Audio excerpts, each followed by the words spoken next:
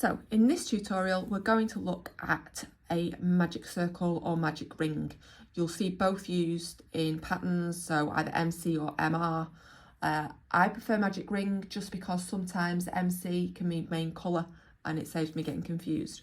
So I am going to start this very similar to using a slip knot.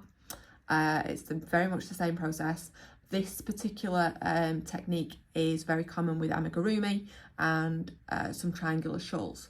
So we wrap our yarn around our first two fingers, crossing it over and around the back, and then I'm just going to hold it there with my thumb. With my hook, I go under the first loop and hook the second loop and bring it round. Now, with a slip knot, what I do here is I pull tight. I'm not going to do that. I'm going to bring my hook in from the front, and then I'm going to hook my finger in there. I'm going to do one chain to secure my ring. Now, not all patterns include that one chain. I do it anyway. I find it's a lot easier to work with if I've done that starting one chain. Some patterns will ask you to do multiple chains here, depending on what stitch you're going to do next.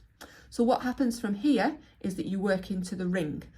Your pattern will tell you how many stitches and what stitch. So for example, it might ask you in American terms to do an SC, a single crochet into the circle.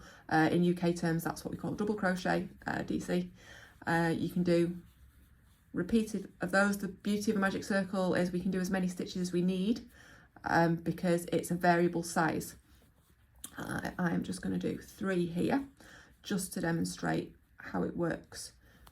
So once you've done your stitches, however many your pattern requires, what you do is you pull this short length in and your ring tightens. Okay, a little bit more, tightens a little bit more. We can join. Most patterns again will ask you to join, not all patterns.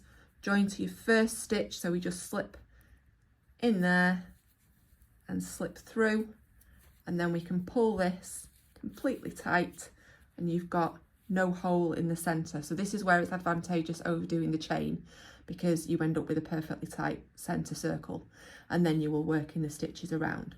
So just to show you, just to start that off again, comes apart very easily. That's the beauty of crochet, is we start here, we wrap around 2 fingers, remembering to cross over. We take our hook under the first one, pick up the second one, hook through from the front, and then secure with a chain or several chains if your pattern says otherwise, and then just work your stitches into your ring.